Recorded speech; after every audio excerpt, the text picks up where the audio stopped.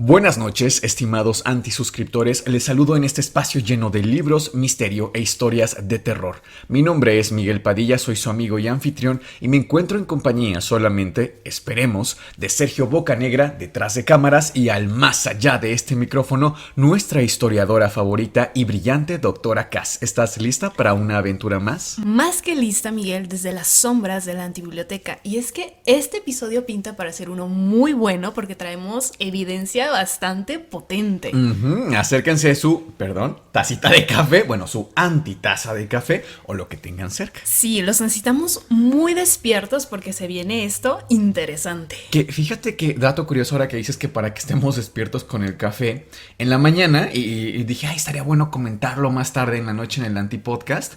El café tiene una actividad a nivel de nuestro cerebro por diferentes receptores y demás, y este artículo hablaba de eso, de cómo activa la corteza cerebral el café, por eso nos sentimos tan despiertos y a veces hasta contentos, ¿no te pasa? Sí. Pero el dato curioso que les traigo es que es la segunda bebida más consumida en todo el mundo. Se preparan aproximadamente 2 billones de tazas de café al día solamente después del agua natural. ¿A poco? Mira, yo sabía que tiene un uso ancestral desde Oriente, incluso tema medicinal.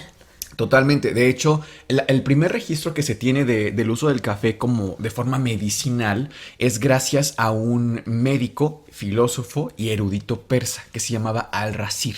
Y deja él en sus escritos cómo utilizaba el café de forma medicinal. Y el señor era un genio, Era un erudito realmente porque además del uso del café, descubre el etanol, el alcohol, y también el ácido sulfúrico que tantas aplicaciones tiene en la industria, por ejemplo, hoy en día. Ya después el primer país que cosecha el café para su uso, digamos, más sistemático fue Yemen. Ay, mira, me gusta el dato curioso. Ahora yo les voy a compartir uno también. Oye, que se haga tradición.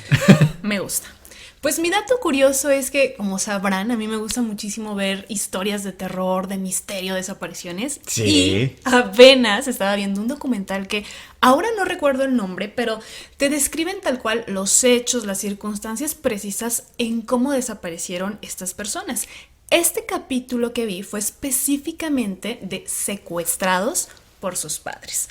Bueno, son historias reales y recientemente en Estados Unidos una persona que trabaja en un restaurante vio el capítulo y cuando estaba trabajando llegan al restaurante una mujer con una niña.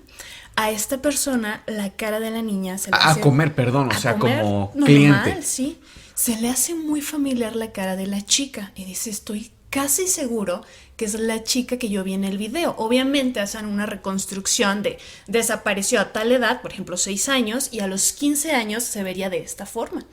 No conforme, llama a las autoridades y resulta que sí era la niña. Desaparecida en uno de estos capítulos. Sí, que se la robó la mamá. ¿Cómo Imagínate, crees? Sí, o sea, me parece... Ay, por cierto, se llama Misterios sin resolver y sí se los recomiendo, o sea, imagínate. ¿Está en HBO? No, está en Netflix. En Netflix, ok. Oye, pero ¿cuánto tiempo pasó de que se supone que desapareció la chica hasta que la encuentran gracias a este programa? Años, más o menos entre 6 y 10, imagínate. Fíjate, y nosotros comentando, no me acuerdo en qué episodio fue, creo que en el de Dupont de Ligonnès, Sí, ¿te acuerdas? en ese. Que dijimos al fin, o tú dijiste al final, si ustedes lo identifican, si lo ven, no duden en comunicarse. Y yo la verdad, dentro de mí pensé, no creo que esas cosas pasen, de que, oigan, viene el antipodcast, ¿no? Que una persona desaparecida y tal, pero mira nada más, sí pasan esas cosas. Sí, de qué pasa, pasa. Pero antes de comenzar el capítulo, como ya es una costumbre, me gustaría comenzar con los antiagradecimientos. Pues muchísimas gracias a nuestros mecenas y vamos a comenzar entonces con Carlos Gabriel Bajarán, que es miembro Calabaza, con Teresa Sandoval, que ella es miembro Caldero Mágico, y también con Jenny Pratt, que es miembro Fantasma, y me gustaría leer su comentario que dice así: yo soy nueva miembro, comencé a escucharlos gracias a mi hija Alana, que también es parte del canal. Ella me animó ya que tengo una vida llena de cosas paranormales, algunas muy buenas y otras verdaderamente aterradoras, así que seguiré escuchando sus historias y espero en algún momento poder escribir un poco más y documentar alguna de las cosas que me han pasado. Saludos a todos. Muchísimas gracias, Jenny, y saludos a Alana. Saludos a Ángeles de Giusto, ella es miembro Calabaza. Alex Gojira es miembro fantasma, Guadalupe Cruz, miembro fantasma, y María José Cervantes, que es miembro Caldero Mágico, y nos dice: estoy viendo este episodio y ahora estoy pensando en dormir con la luz prendida. Muchas gracias por su contenido. Pues muchísimas gracias a todos ustedes, es gracias a ustedes, claro, que este proyecto es posible. Si quieren apoyarnos también, simplemente tienen que pulsar el botón de unirme. Y listo, es muy sencillo, no hay mayor complicación. Y les quisiera pedir también un favor, Cas. Seguramente, mira, ya veo tu cara, sabes seguramente qué voy a decir. Sí. Si nos apoyan suscribiéndose, no tiene ningún costo. Y eso, tenemos ahí como la esperanza tal vez de empezar a buscar patrocinadores. Y eso nos ayudaría un montón. Y darle like a este video, que también ayuda muchísimo al canal. Sin más por el momento, nosotros somos Sergio, Cas y Miguel. Y esto es el Antipodcast. Imagínense trabajar como guardia de seguridad, un trabajo que ya llevas haciendo por muchos años, por las noches, por supuesto, completamente solo. Y una noche, de la nada, tus cámaras de seguridad captan la silueta de un fantasma, pero tú físicamente no ves absolutamente nada. Hay que pasar a ver este increíble video. Hola, me filmo para dar constancia de esto porque está pasando algo muy loco, muy loco. Yo hace años que trabajo de noche, nunca vi algo como esto. Estoy todos los días sentado ahí, 12 horas. Esto es muy loco. Miren, no se ve nada. No se ve nada. Lo que yo veo ahora, la puta madre, es algo muy fuerte, nunca pasó. Estoy asustado, pero posta. ¿La ven? ¿Llegan a ver? Hay una mujer en la puerta del edificio. Una mujer al lado del portero eléctrico. Esto hay... ¿Lo ven? Acerquemos. Hay una mujer al lado del portero eléctrico. Son las 2:30 de la mañana. Me pareció increíble este video, Miguel, porque tenemos las imágenes de las múltiples cámaras de seguridad que tiene el edificio. Debe ser algo bastante grande ese edificio. Pero aparte, él cuando está enfocando el celular para que veamos esta silueta fantasmal, también él está siendo grabado a su vez por una cámara de seguridad. O sea, de verdad se me hace muy complejo poder replicar algo así. Es muy real lo que se está documentando aquí. A mí lo que me llama la atención es que se queda como esta, digámosle, entidad de esta mujer aparentemente estática, como viendo al horizonte, como que ella está literalmente en otro plano, ¿no? Sí. A mí también me llama la atención cómo los videos y las evidencias que más nos llegan y que nosotros decimos, oye, ¿de verdad están fuertes? Como este, por ejemplo, que se hizo muy viral en redes, siempre son captados, digamos, sin buscarlo. Es decir, no son de exploración urbana, no son de hacer investigación de campo, sino que son cámaras de seguridad que lo captaron y a veces a lo mejor ni nadie se da cuenta. O sea, ¿cuántas veces hay fotos familiares que la gente incluso hasta que se pone a revisarlas detalladamente dicen, oye, eso está medio raro, y sí, mira lo que ve nada más? Y justo como comentas, Miguel, que las cámaras de videovigilancia nos dan mucha evidencia, ahora sí que sin quererlo. Traemos por ahí más adelante, vamos a ver una entidad igual captada por una cámara de un hospital que va en movimiento.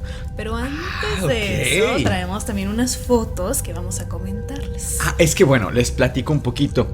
Para este episodio que dijimos, ay, bueno, ya toca antievidencia, que no es un tema, por eso no hicimos la dinámica de los papelitos, ¿se acuerdan? Hace un par de domingos que dijimos, vamos a hacerlo un poco más orgánico, más platicadito.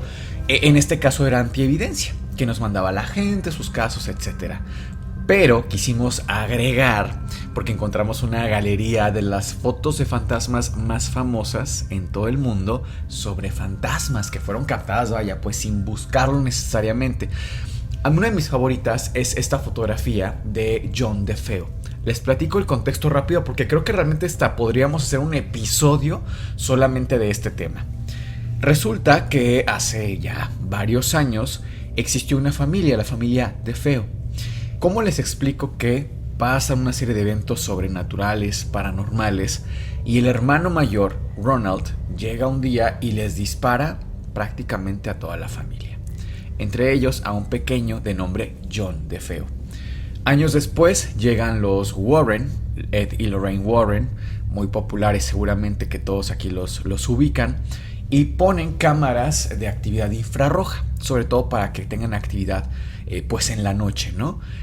Y captan en la noche esta fotografía que ustedes van a ver en pantalla.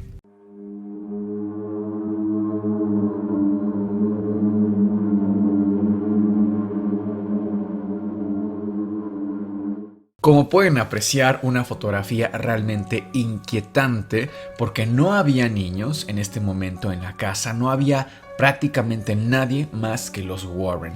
Y claramente aquí podemos ver a John DeFeo, porque además comparan con fotografías de cuando estaba vivo John DeFeo, y es él, o sea, claramente es él. Una de las fotografías más míticas en toda la historia paranormal. A mí lo que más me impacta, Miguel, de esta fotografía es que pareciera que el niño está mirando directamente a la cámara. Sí, pareciera que está buscando una especie de contacto, sí, ¿no? Como sabe que está siendo observado y busca como, aquí estoy. Bueno, a mí esa es la apariencia que también me da. Fíjate que sí es cierto, todos hemos tenido la oportunidad de escuchar algún relato de algún amigo, algún vecino, alguna persona que tiene este tipo de experiencias paranormales que no puede explicar tan sencillamente. En mi caso ya he contado esta historia. Creo que el momento más fantasmagórico que yo he pasado es justamente una vez que iba saliendo de casa de mi abuelita, y lo vuelvo a contar para quienes sean nuevos en el canal. Iba saliendo de casa de mi abuelita y literal afuera de su puerta hay una especie como de garaje donde no hay nadie más, simplemente está pues un auto ahí, unas sillas, etcétera. No es común que se escuchen ruidos ahí cerca, porque de hecho la casa está en una esquina, entonces casi no pasa personas por ahí porque ya es como el final de la calle. Okay. Yo salgo, cierro la puerta atrás de mí y escucho como el clic de que cerró la puerta. Y escucho una voz de un hombre que me dice, yo voy contigo. Pero así con esta claridad que te lo estoy diciendo, yo voy contigo. No es como que medio susurro, medio a lo lejos, no. A una distancia de muy unos cerca, centímetros, sí, de mi oído. Yo me quedo, de verdad te lo juro, pero impactado, porque dije, mi primera reacción fue, alguien se metió. Alguien se metió a la casa, se saltó la barda y me va a saltar, no va a ser un ataque. Me quedo así, volteo y no había nadie. Pero además la voz, te lo juro, que no era inquietante, no era una voz amenazante. Realmente hasta sentí, no quiero decir paz, pero me dio la sensación de que era algo bueno, por así decirlo. No era una situación desagradable, más bien era yo voy contigo, como te acompaño, te cuido, ¿no? No sé qué haya sido. Hay muchas teorías, por supuesto. Que te iba a decir, ajá. ¿No habrá sido un ángel? Fíjate que lo conté después, incluso a mi abuelita. Y ella me dijo, pues seguramente es algo bueno, ¿no? Uh-huh. No sé, quizá yo hasta en mis ideas, esta voz me sonó como de un hombre joven, en realidad. Casi que de mi edad, podríamos decir. Arriba de los 25, 30, o sea, en ese rango, digamos, de edad, es como me sonó. Pero vamos, que lo cuento porque a lo mejor no fue una situación tan espectacular como esto de esta mujer que se aparece en la cámara de seguridad, pero definitivamente fue impactante. Porque fue algo pequeño, si tú quieres, pero fue una voz aquí donde no había nadie. Y yo hasta me asusté, me acuerdo, y me hice estudios. Dije, no, a lo mejor tengo un tumor cerebral. Bueno, fui con un neurólogo, me revisé todo. No, Miguel, estás perfecto de salud. Oye, ¿y había algún hombre en casa? Por ejemplo, papá, tíos, ¿alguien? No, la única persona era que en paz descanse mi abuelito, pero él estaba arriba y se la pasaba en cama. ¿Y no era su voz? No, y era un hombre mayor, te estoy hablando de casi 90 años, ¿no? O sea, realmente no coincidía, vaya. Pero me gustaría aquí, como para tratar de entender un poco más el tema de los fantasmas, remontarnos a su origen, concretamente a su origen etimológico. La palabra fantasma viene del griego phanein, que significa aparecer. Del griego, o sea, podríamos decir que etimológicamente va más allá, o sea, se remonta a la antigua Grecia, algo así comentabas.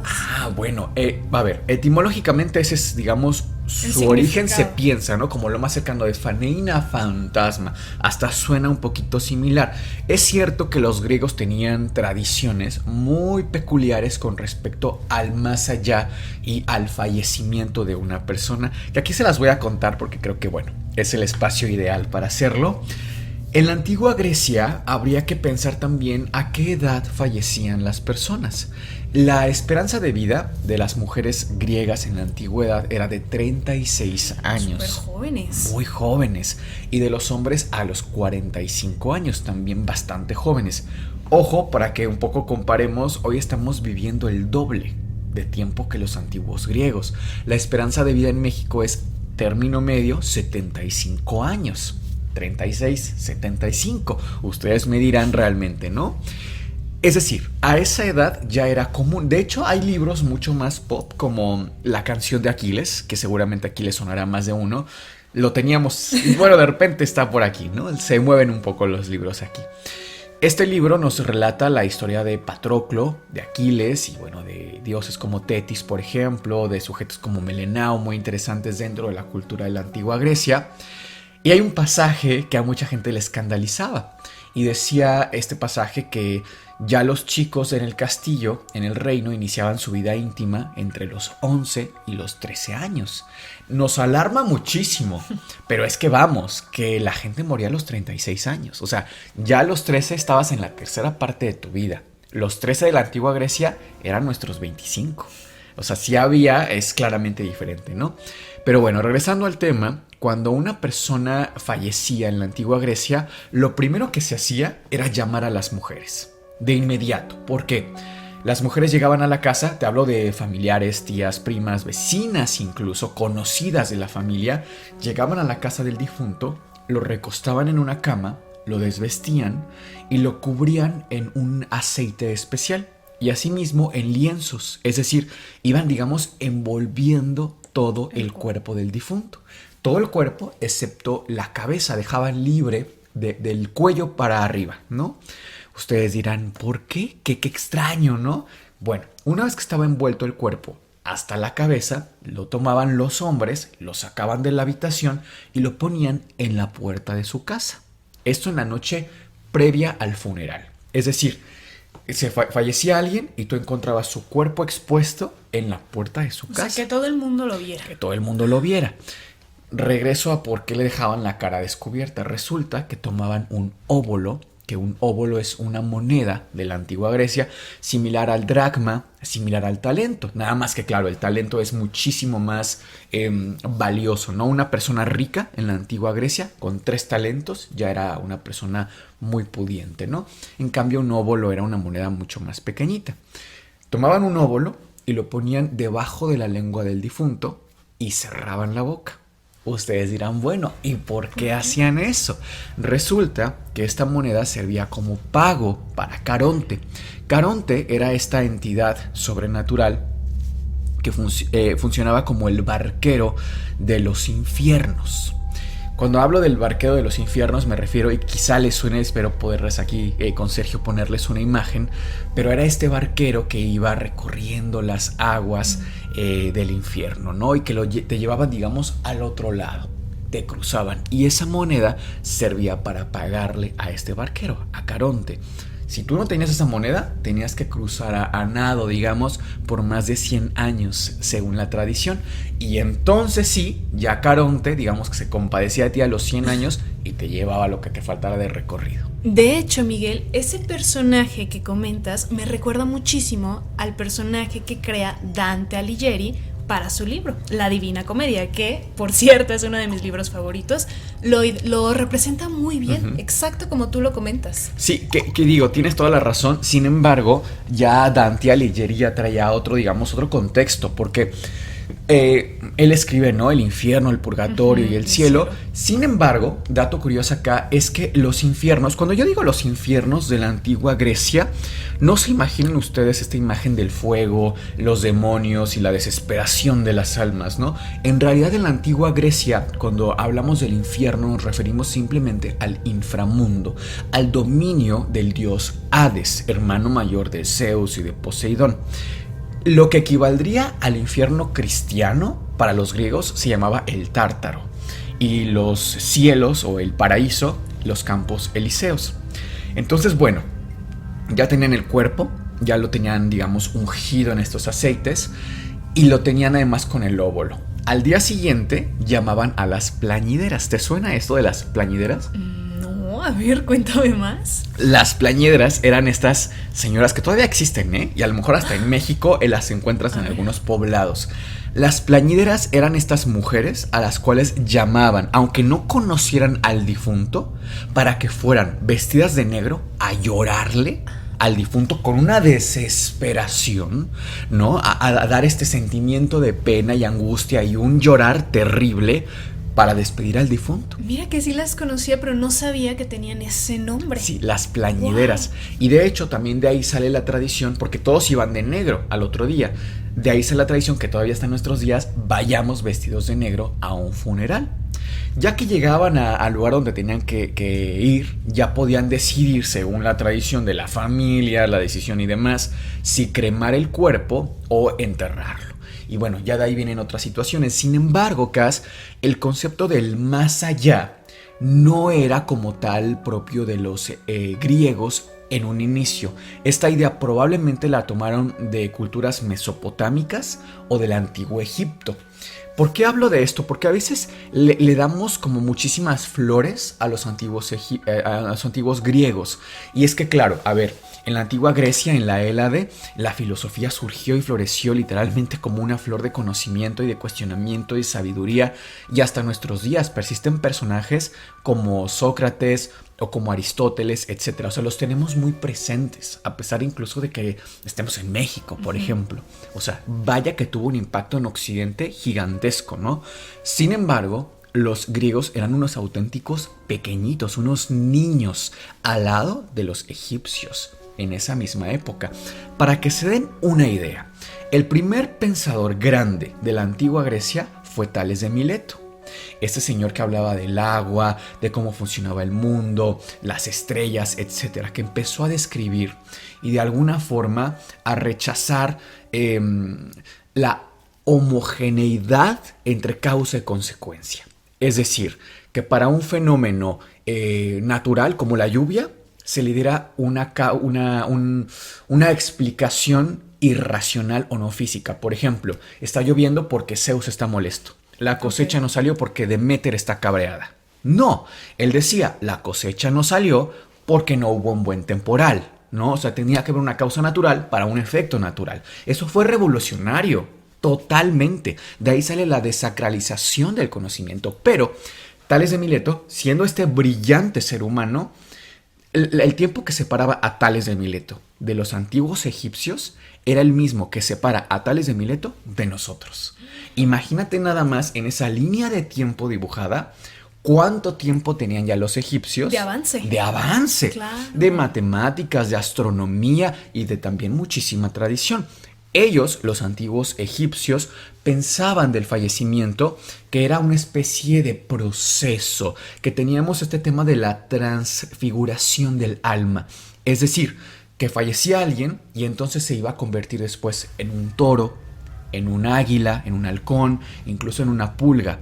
Iba a tener una especie de cambios su persona. O sea, reencarnación, digamos. Una especie de reencarnación, exactamente. De ahí incluso que se momifiquen a las personas, porque digamos que los preparaban para esta especie, vamos a llamarla, de vida eterna, ¿no? Y estos sarcófagos maravillosos, y la tradición era fascinante. Incluso los antiguos griegos, imagínate, en la antigüedad, por ejemplo, Heródoto le llamó tanto la atención. Heródoto era un historiador, un viajero de la antigua Grecia, y él iba a Egipto a documentar esto.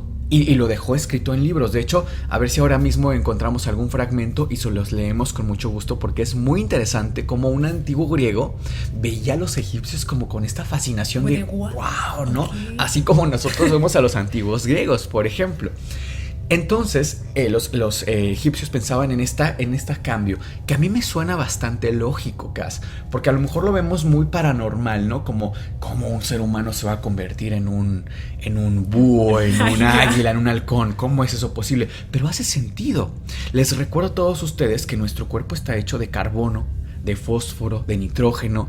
Esta materia, digamos, va a ser incinerada. Este cuerpo que ustedes ven ahora en pantalla va a ser incinerado y va a ir a la tierra. Y a lo mejor de esa tierra sale una plantita. Y esa plantita se la come un gusano y ese gusano se lo come. O sea, es un proceso. Y tú no sabes en qué van a acabar estos átomos. Y no sabes de dónde vienen, ¿no? A mí me gusta decir incluso que es un proceso. O sea, ya hemos estado en esta vida muchas veces antes, solamente que en otras formas orgánicas. Pues sí, o sea, me hace sentido esto que comentas, porque al final todo en la vida, incluso en el mismo cuerpo humano, todo es un ciclo que se repite y se repite sin fin. Totalmente. Entonces, de que es posible, para mí es totalmente factible. Pero bueno, les sigo contando que en el antiguo Egipto pensaban esto sobre este ciclo, ¿no? Del alma y de la vida. Pero es que además hay algo muy interesante aquí como dato curioso.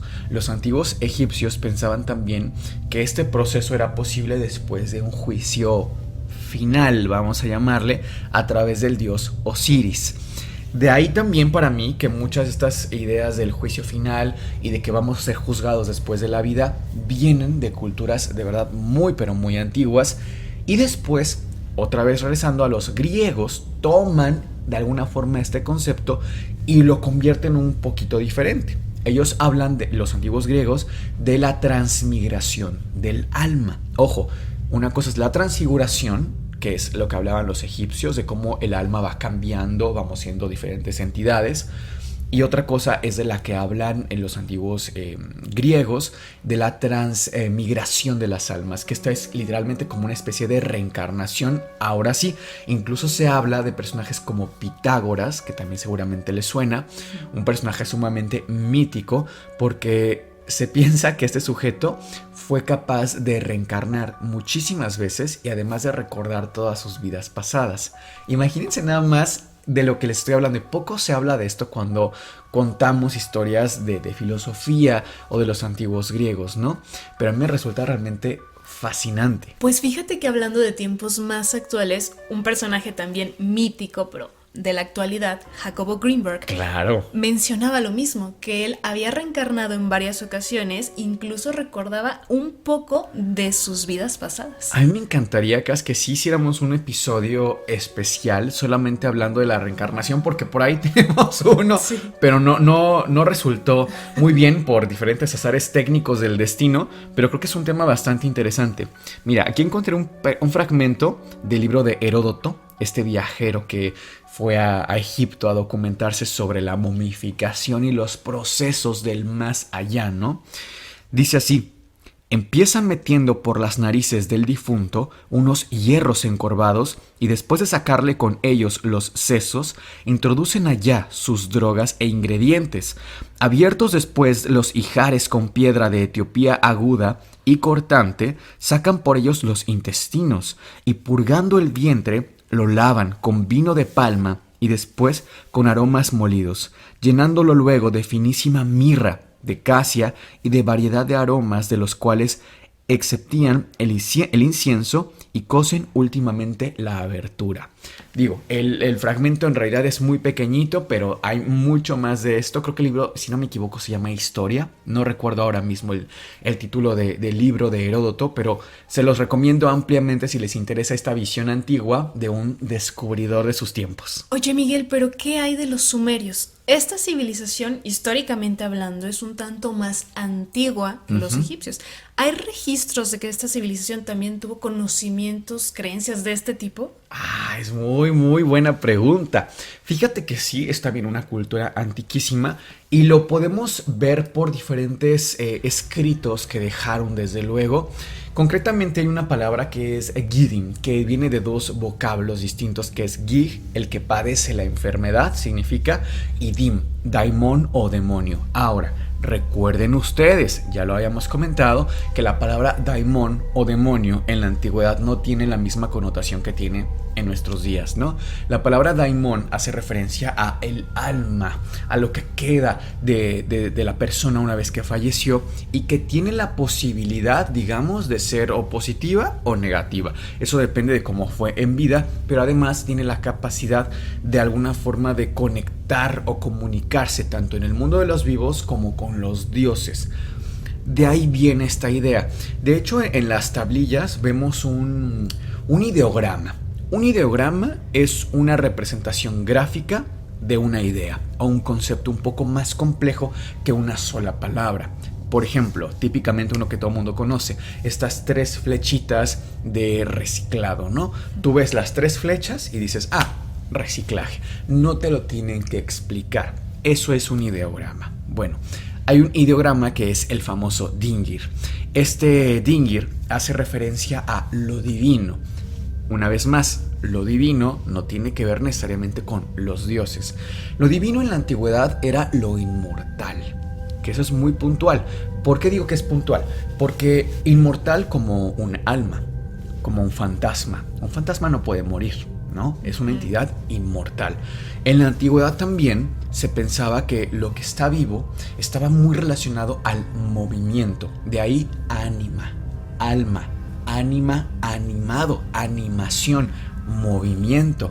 El movimiento que tiene nuestra caja torácica de moverse cuando respiramos, por ejemplo, que tenemos músculos incluso involuntarios y voluntarios para la respiración. Aquello que no respira no está vivo. O sea, es una especie de causa y consecuencia de hilar estas ideas a lo mejor muy básicas, pero que se empiezan a preguntar, ¿no? ¿Una planta está viva, por ejemplo? ¿Crece? ¿Los animales tendrán fantasmas? No sé, de ahí salen como otros muchos cuestionamientos, ¿no?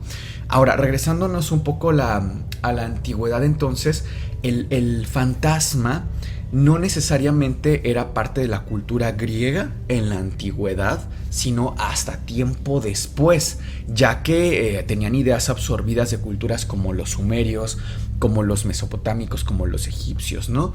Y es muchos años después, te estoy hablando ya del medievo, que la imagen de los fantasmas es literalmente explotada para fines que a continuación les explico. Es que es muy interesante, perdón si ya agarré mucho el micrófono, pero es que este tema es muy apasionante realmente porque nos remonta a estudios históricos que podemos tener, ¿no? Concretamente en el medievo, imagínense ustedes que estamos en el medievo. Estamos en una aldea donde tenemos una pequeñísima parroquia. Todos vivimos cada quien en su aldea. Es una comunidad, una comuna, una comarca, dirían por ahí. Y de pronto llegas Tucas a mi puerta y me dices, tú y yo somos vecinos, y me dices, oye Miguel, es que se está apareciendo el fantasma del viejo John en mi casa. Oye, Cas, pero el viejo John murió hace apenas 3 semanas. Estoy segura que se está apareciendo, porque se me están moviendo mis cosas, mis cazuelas se me están moviendo por toda mi casa. Mi mamá está hablando con una voz muy rara y no se siente bien. Bueno, yo voy contigo, te acompaño a tu casa y en efecto, vemos que a lo mejor no se está moviendo nada, pero que tu mamá sí tiene la voz un poco ronca, por decirlo menos. Okay. Entonces, ¿qué vamos a hacer? Pues vámonos directamente con el párroco de la comunidad. Y el párroco, ¿qué hacía? No se preocupen, vamos a tu casa. Regresamos a la casa de Cas y vemos, él revisa. No, claro que aquí hay una entidad, diría el padre, desde luego. Vamos a revisar, él bendice la casa, te da tranquilidad, Dios está contigo, no te preocupes, estás protegida por la iglesia, ¿no? No te preocupes, pero vamos a tomar medidas. ¿Qué medidas serán esas? Resulta que claro que es el viejo John. Es el fantasma del viejo John que viene por ti a acecharte. Vamos a su tumba, vamos a sacar ese cuerpo y vamos a juzgarlo. Y así surgen los juicios cadavéricos. O sea, exhumaban a los cadáveres. Sí, para juzgarlos por aparecerse su fantasma en un espacio. Imagínate nada más. Y esto era un auténtico servicio que la iglesia ofrecía en la antigüedad.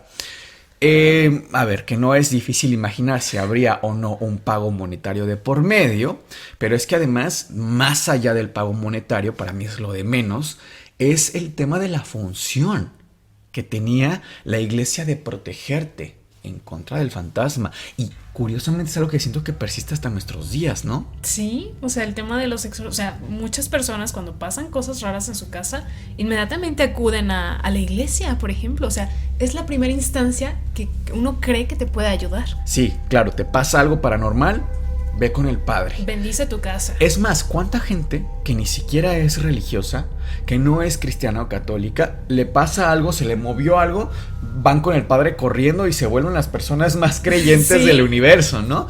Creo que en buena medida viene de ahí.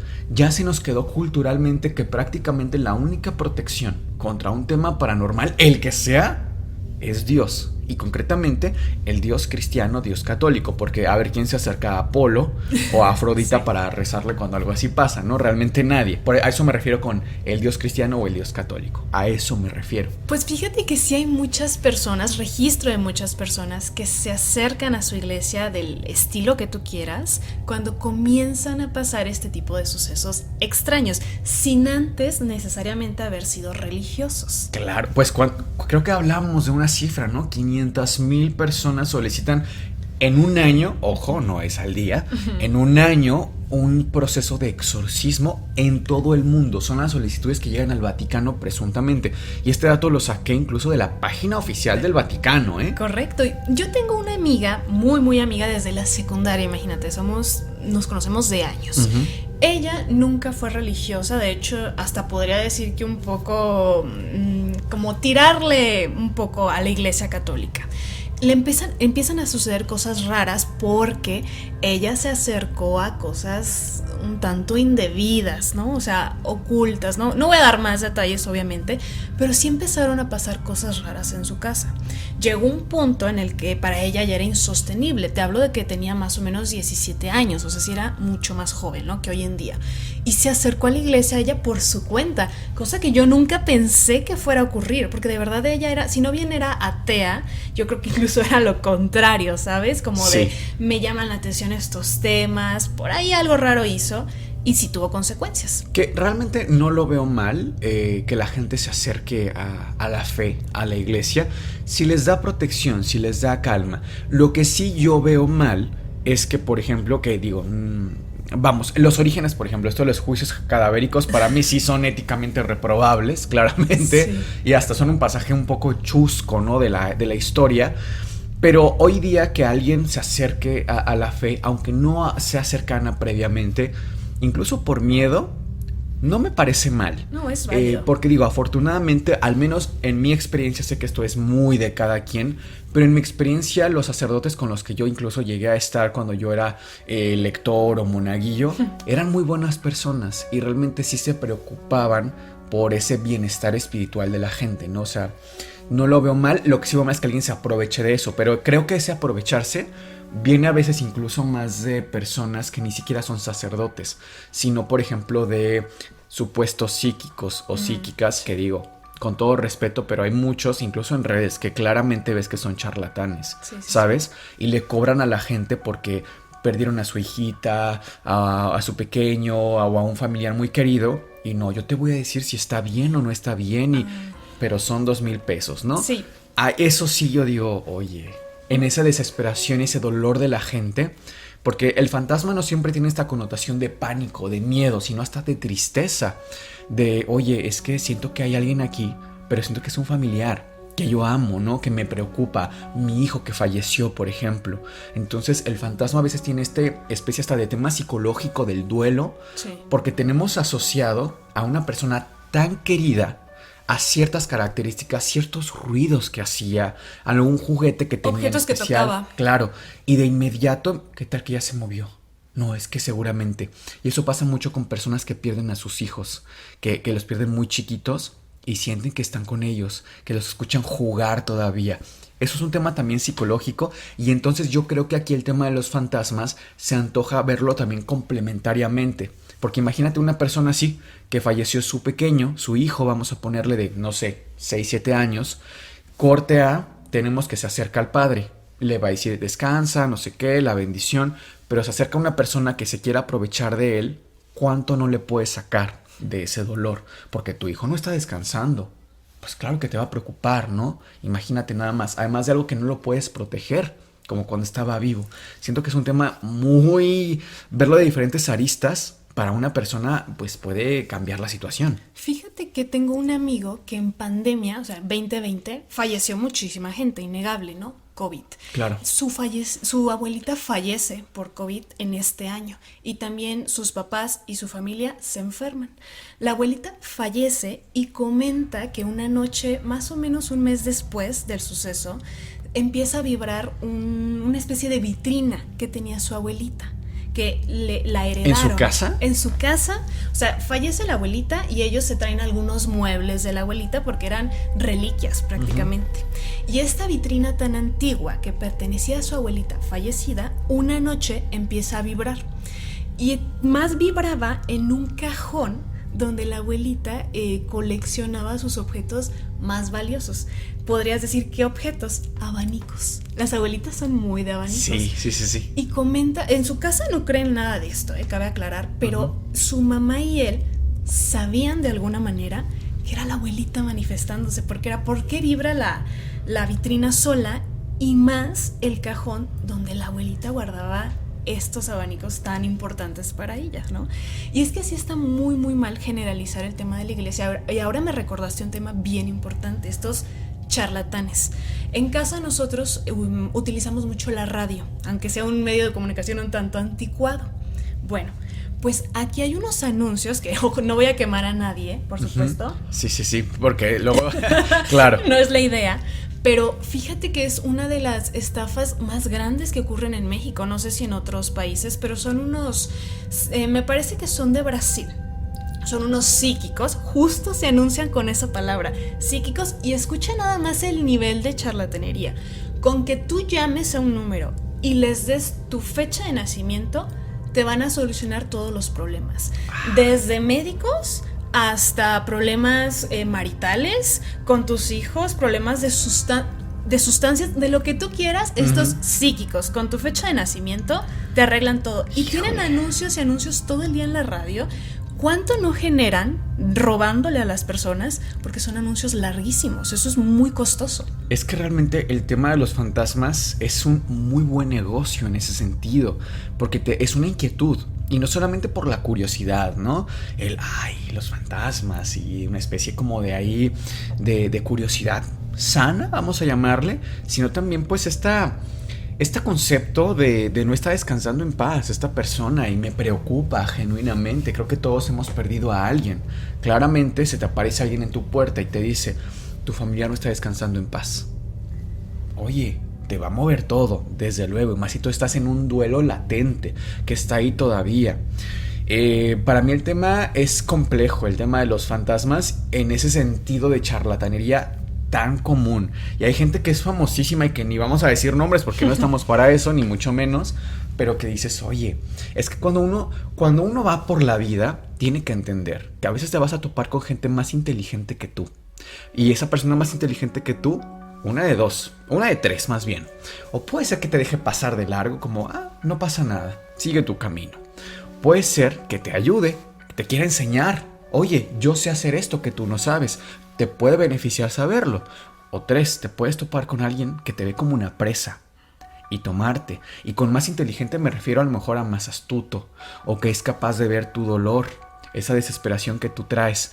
¿Cuánta gente no está diciendo, ¿qué enfermedad tienes? Hipotiroidismo.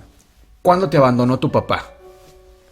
¿De qué habla? Esto es de lo más común, sí. Y ves estos foros llenos de gente. Vamos, también hay un tema aquí, por ejemplo, de Ed y Lorraine Warren, que mucho se habla de que eran auténticos farsantes y que se aprovechaban. Nosotros sabemos por propia boca de ellos dos que al inicio de su carrera, digamos, paranormal, iban afuera de una casa que estuviera, digamos, disponible para que ellos pudieran verla en su totalidad desde afuera. Y lo que hacían era que Ed iba dibujando, pintando la casa, y Lorraine le iba diciendo dónde había alguna entidad. Entonces, al final tenían una pintura de X casa dibujada por Ed y con diferentes entidades acomodadas ahí. Se plantan con el dueño, la dueña de la casa. Señora, ¿cómo está? Buenas tardes. Le venimos a regalar esta pintura de su casa. ¿Qué le parece? Oye, pues está bonita, Es pero mi casa, es mi pero casa. ¿esto qué? Pero ¿y esta mujer que está aquí? ¿No? No, es que es una entidad. Mi esposa tiene la capacidad de verlo. Perdón, ¿cómo que una entidad? Sí, sí está clarísimo. De hecho, ahora mismo lo está viendo. Pero ¿qué hacían? Que después de eso te ofrecían el servicio de limpiar tu casa energéticamente. Era un negocio. O sea, Sí. perdón, eso era un negocio. Aquí la justificación, por supuesto, que mucha gente da, incluyéndolos a ellos mismos, es que Lorraine, por supuesto, que podía ver fantasmas y desde luego que podían limpiar la casa. Suena muy cómodo Entonces el era servicio. totalmente, claro, muy honesto, no es como casi una plaga. Llegan y te quitan las cucarachas de tu casa. Por supuesto que es fidedigno y es más que racional que yo te cobre por ese servicio. ¿Y tú crees que eran charlatanes los Warren? Fíjate que creo que no hay evidencia suficiente. Vamos, quizás sí hay evidencia suficiente, pero no se ha dado todavía el tiempo, el momento de que se analice cada caso de los Warren detenidamente con todas estas pruebas que ellos dan como para determinar. Por ejemplo, cuando trabajamos en el caso de Enfield, tú y yo, y con Sergio, que también lo hicimos en equipo, llegamos a la conclusión de que la fotografía más contundente que ellos presentaron no era suficiente para sostener el caso. Realmente no lo era. Ahora, por otro lado, la fotografía de los DeFeo que acabamos de mostrar, una fotografía impactante, realmente impactante. Sin embargo, no podemos asegurar con todas sus letras que no había ningún niño ahí, físicamente real, un niño común y corriente, que dijeron, a ver, ponte ahí para la foto. Sí, que se prestó para la foto. Claro, no lo sabemos. Y asegurar que es un totalmente 100% fidedigna es muy aventurado. A mí la fotografía me sigue pareciendo muy fuerte, ¿no? Es muy buena la fotografía. Me oriento más a que tal vez sí es real, esa fotografía en concreto de John DeFeo, porque creo que si hubieran querido hacer un fantasma lo hubieran podido incluso hacer un poco más pulido, ¿no? Y siendo que se dedicaban a eso, sí. O sea, no eran novatos de tiempo completo. De tiempo, era su carrera. Sí. Ahora, también es cierto que estas películas que salen después del Conjuro tienen una serie de exageraciones pavorosas, pero de verdad, claro, muy hollywoodenses, y que finalmente se utilizan para vender las historias de los Warren, ¿no? Porque realmente ninguna de sus historias, ninguna es tan espectacular como lo son sus películas. Honestamente. Pues yo sí les doy el beneficio de la duda, es decir, me inclino un poco más porque sí sus casos hayan sido reales, al menos un 80-90%, porque también es cierto que no contaban con la tecnología de hoy en día, es decir, hoy en día te metes a la red social que quieras, le escribes y te van a salir N cantidad de videos de este tipo, de fantasmas, sí. De entidades, entonces también era complejo en esa época captar tanto si no tenían nada, ¿no? Yo también creo que sus investigaciones eran reales en el sentido de que ellos genuinamente querían investigar, pero más bien pienso que sus investigaciones no llegaron a ser concluyentes. Ese es el problema para mí con los Warren, no que fueran charlatanes, yo creo que no eran charlatanes, yo creo que sí hacían una investigación dentro de sus posibilidades y conocimientos, honesta, pero al mismo tiempo no concluyente. Porque, y creo que su problema, el gran pecado de los Warren, para mi punto de vista, es que no tenían una perspectiva científica. O sea, incluso Lorraine lo decía, se aparece un fantasma, no son cercanos a la iglesia, ¿verdad? Lorraine, o sea, primero dame un poco más de evidencia, o sea, vamos a ser más objetivos. Antes de irnos, no, es que Dios no está aquí, o sea, espérame. Igual y sí, igual y tienes razón, Lorraine, pero ¿dónde están los hechos? Vamos primero a medir. Vamos a ser mucho más concretos en la evidencia, ¿no? Pasemos a ver un video que les prometí hace unos momentos de una entidad que sí tiene movimiento. Fue captada también por una cámara de videovigilancia de un hospital.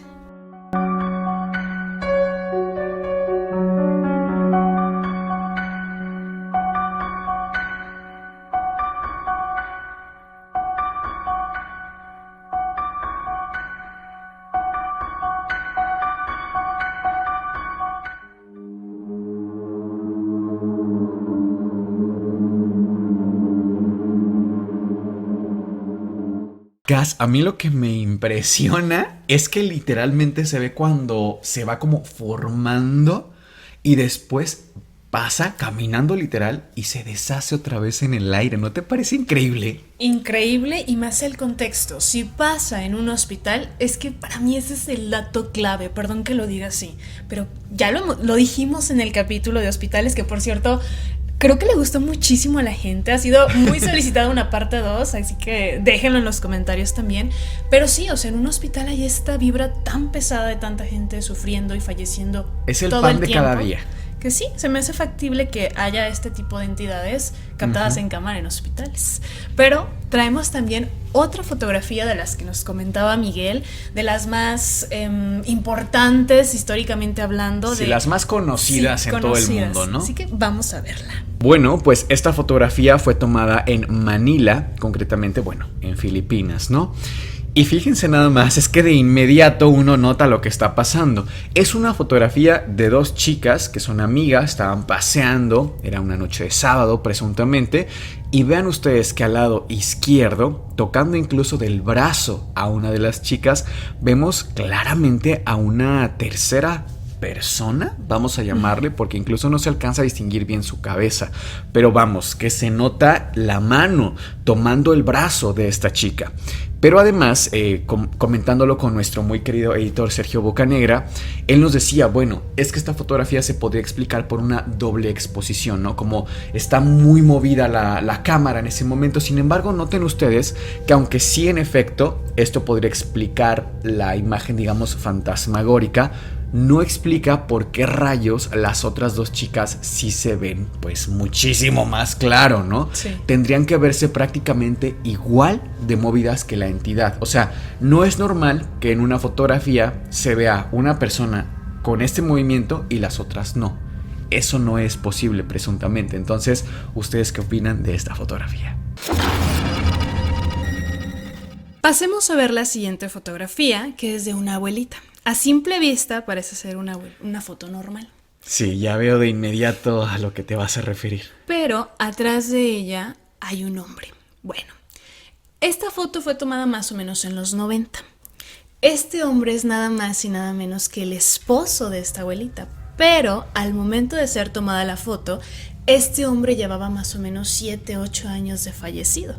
Entendamos que en esa época las cámaras eran de otro tipo, con un rollo fotográfico, entonces no podías ver la foto inmediatamente. Tenía que pasar algo de tiempo en lo que llenaras el rollo fotográfico y lo mandaras a revelar. E incluso en lo que juntabas otros rollos para aprovechar Sí, la vuelta, claro, ¿no? y aparte era costoso. Bueno, cuando por fin revelan esta foto, la ven y vamos, o sea, les sorprendió muchísimo a la familia. Es el abuelo, es mi esposo, es el papá, etcétera, ¿no? Y Sí. le empiezan a mandar por carta a los familiares cercanos. Entonces, realmente, conociendo la historia, es una foto impactante. Oye, pero qué inquietante también, ¿no? Pensar que una persona, un familiar fallecido se quede atorado de alguna manera o anclado a ti como persona o hasta un lugar. A mí me parece de verdad, o sea, a mí no me daría gusto ver una foto así y que tenga un familiar ahí conmigo que ya esté fallecido porque... qué feo que la de estar pasando en ese plano, por llamarlo de alguna forma, pero también qué nos espera a todos los demás. Sí, yo también siento que muchas veces pueden estar esperando a la otra persona. Por ejemplo, este abuelito, Claro. estar esperando a que la abuelita también parta para irse juntos. No sé, quiero pensar eso. Que dato curioso médico, y no me dejarás mentir, es muy común que si una pareja de abuelitos, uno de ellos fallece, el otro la acompaña muy comúnmente, sobre todo cuando son parejas, que se amaban desde muy muy jóvenes y así con muchísimo amor, este ferviente amor romántico, es muy común esto. Pues hablando de estos abuelitos y esta fotografía, me recuerda un tanto a la historia de Sarah Winchester, que quizás por el nombre de la mujer no les suene tanto, pero quizás si les digo la mansión Winchester, claro. ya como que conectan más las piezas. Sí. Bueno, Esta casa, esta mansión, hoy por hoy está documentado o está catalogada como uno de los lugares más embrujados del mundo. Pero el contexto es el que más bien nos va a hacer entender el porqué. Ok. Sara, esta mujer, nace por allá del 1839, 1840. Vamos a remontarnos un tanto. En Estados Unidos, en Connecticut. Ella era pues una familia de clase acomodada, tenía este privilegio. En este tiempo las señoritas pues prácticamente aprendían los labores del hogar, a tejer, lo que gustes y mandes. A ser damas de sociedad, ¿no? Sí, y pronto se casaban. Ella, en la posición económica en la que se encontraba, pues tuvo la oportunidad de conocer a un magnate, al heredero de la fábrica de armas, de rifles específicamente, Winchester. Estoy hablando de William Winchester. Él era también un jovencito, se enamoran y se casan. Pero la felicidad, digamos, duró muy poco, porque al poco tiempo de casados, ella no podía embarazarse, que era su sueño. Cuando por fin lo logra, el bebé fallece un mes después. Imagínate de lo que te estoy hablando. A partir de este momento, Sara pues comenzó con una profunda depresión, empezó a escuchar el llanto del bebé constantemente, que es algo bastante común, de hecho. Sí, justo lo que comentábamos, sí. Pues no solamente pasa esto, sino que al poco tiempo fallece su esposo y después su mamá y su hermano. O sea, fue una serie de fallecimientos constantes en la vida de Sara que prácticamente se queda sola. Pero al ser la esposa de este hombre, hereda nada más y nada menos que $20 millones de la época. Eso equivale a más o menos hoy por hoy 500 millones. La señora era absolutamente millonaria, se podía comprar lo que quisiera. Sí. Con el tiempo le diagnostican artritis reumatoide. Esto le provocaba muchísimo dolor en las articulaciones. Sabemos que es una enfermedad que causa dolor en rodillas, nudillos. Sí, etc. dolorosísima en realidad, ¿eh? Sí, justamente su médico de confianza le aconseja mudarse a un lugar más cálido. Es así que ella decide irse a California, que tiene un clima pues muy distinto a Connecticut. Sí. Ahí consigue una casa de primera instancia y se queda. Sin embargo, ella comienza a escuchar los llantos del bebé, pero ahora mucho más intensos, lamentos. Automáticamente ella lo que dice, son las almas de mi esposo y de mi bebé, y les prende unas velas, que como comentábamos en algún otro capítulo, es común hacer esta práctica para iluminar de cierta forma el camino de estas almas, sí, y puedan llegar a descansar. Sin embargo, esto no cesó. Es así que ella se acerca a un círculo espiritista, que bien hemos comentado que son muy comunes. Sí, claro, incluso las hermanas Fox, ¿no? Que en algún momento comentábamos. Sí. Comentábamos de ellas. Incluso en la élite era como lo más top de la época. Y ella, al tener estas cantidades de dinero en su posesión, pues claro que se podía permitir esto. Se acerca a este círculo e inmediatamente le dicen, la persona espiritista, es una maldición que tú tienes porque tu esposo hizo cosas malas. ¿Qué cosas malas? Pues nada más y nada menos que fabricó cientos de miles de armas con las cuales muchísimas personas fallecieron. Y ahora todas estas almas están reclamando justicia, sangre. Y es que además, perdón que te interrumpa, yo por ahí escuché que además en la manufactura de la propia construcción de su empresa, digamos, y de cómo trabajaban muchos empleados, fallecían en la propia empresa por las condiciones tan precarias. Claro. Incluso por ahí escuché otra versión de que esta maldición fue puesta por una familia cuyo esposo trabajaba en la fábrica de este señor, pero las condiciones eran tan precarias que el señor fallece en un accidente de trabajo porque los trataban como bestias. Corte A, pues definitivamente le ponen esta maldición que tenían tradiciones incluso, si no me equivoco, de vudú. Bueno, pero ahí son como teorías, ¿no? Que salen. Sí, claro. O sea, sí, eran condiciones deplorables, en efecto. ella se asusta muchísimo porque dice, bueno, ¿y qué voy a hacer? ¿Qué consejo me puedes dar? ¿Cómo puedo atacar esto? Entonces la persona espiritista le dice, lo que tienes que hacer es huir de los fantasmas. Tienes que hacer una casa muy grande, donde quiera que te encuentres, y todo el tiempo estar construyendo ventanas, puertas, recámaras, lo que tú quieras. Todo el tiempo la construcción nunca debe parar, nunca debe cesar, para que así no te vayan a atrapar. Entonces ella se da a la tarea de buscar un terreno grande. Buscando en California, se da cuenta o descubre una casa muy amplia, pero que ya estaba habitada. Era de un doctor. Ella dice, bueno, ¿cómo la voy a comprar? Convence al doctor, le ruega, no, hasta que llegan a un monto pues bastante jugoso, por supuesto, y entonces el doctor se va de ahí. Es así que comienza la construcción sin parar. Pero escuchen esto, día y noche, 24 horas, 24/7, la casa no dejaba de estar en construcción. Incluso hay registros de que tiraban construcción para crear nueva construcción. Vamos, que hay, hoy por hoy, no se puede ingresar a la mansión, pero no completamente, porque puedes perderte en esta mansión. Hay puertas que no te llevan absolutamente nada, que abres y hay solamente una pared. Entonces todo el día estaba trabajando la construcción ahí. Comentan, también hay registros de los obreros que trabajaron para Sara, que ella era una persona muy amable, demasiado amable, y por eso la gente también quería trabajar con ella. De cierta forma ella estaba tratando de compensar, purgar su pena para no ser encontrada. También ella tenía una obsesión por el número 13, entonces todas sus ventanas o sus cristales tenían 13 elementos, 13 puertas, 13 ventanas. Para que se den una idea, en un momento en California, más o menos por el 1900, hay un terremoto muy fuerte. Gran parte de la casa se derrumba y ella entra en una crisis que, bueno, o sea, es que los espíritus me van a encontrar. Claro. Es mucho más sencillo, ya la casa está destruida, una gran parte, porque aparte tenía varios pisos. Comienzan a trabajar otra vez, a hacer todas estas habitaciones. Incluso los mismos obreros eran personas que se llegaban a perder. Sara tenía que ir por ellos a rescatarlos. Qué fuerte. Y también te preguntarás, oye, ¿quién llevaba los planos?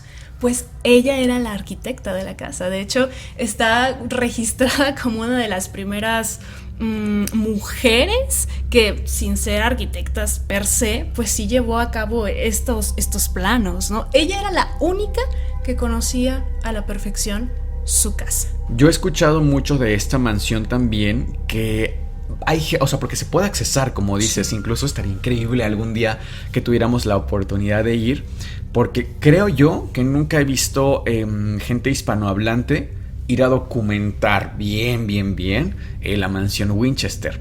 Y me encanta, te imaginas ser los primeros. Wow. Sería maravilloso. Pero sí he visto material, incluso por ejemplo de cadenas grandes, tipo Discovery Channel, por ejemplo, que van y hacen documentación y sí llegan a captar. Muchas veces son pasos o como que arrastran cosas. Es lo más común que se relata en la mansión Winchester. Pero sí es enorme realmente. Sí, es enorme. O sea, la mansión, contabilizado a la fecha, cuenta más o menos con 161 habitaciones, 400 puertas, que insisto, no te llevan a nada, escaleras, subterráneos, una cosa completamente loca. Por cierto, Sara falleció, pero de una forma muy extraña o bastante peculiar, cuentan sus trabajadores de esa época. Dicen que un día salió, les dio su almuerzo, porque te digo que era bastante buena persona, y se despidió de ellos. Les dijo que era la última noche o el último día que le iban a ver.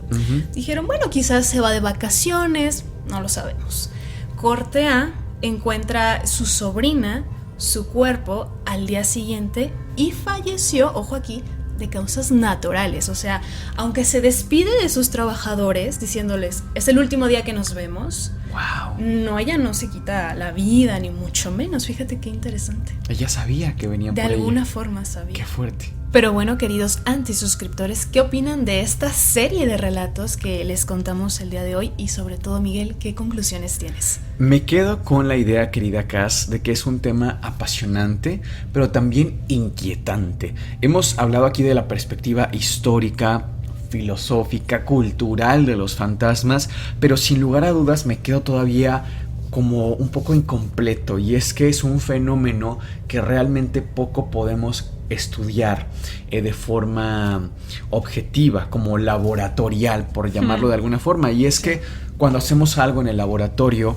tenemos condiciones para recrear el fenómeno y poder medir, poder calcular, poder documentar. Sin embargo, en este tipo de temas es muy complejo porque casi siempre son casualidades. Sí. Son videos que nadie esperaba que pasara esto. O sea, realmente, ¿cómo podemos... vamos, que igual, y diciéndolo en voz alta ahora me vienen un par de ideas, pero ¿cómo podríamos invocar a un espíritu de este calibre y poder intentar documentar todo esto sin el morbo de ay, es que se está moviendo y qué es esto? Y que no, quédate y documenta, quédate y mide, quédate y pregunta. Creo que a veces nos quedamos como que la ciencia ha descubierto que los fantasmas no existen. Esto no es cierto. Más bien es que no se ha estudiado el fenómeno con el objeto de estudio como tal, con los instrumentos de estudio que se requieren. O sea, no se ha dado. Digo, quizá no sea... no tenemos los recursos aún. No, también no se necesite, vamos, porque no va a salvar la vida a nadie, ¿no? Y aparte, ¿tú te imaginas que hiciéramos un descubrimiento del tamaño de si existen los fantasmas y el mundo está lleno de ellos, por ejemplo, diferentes planos?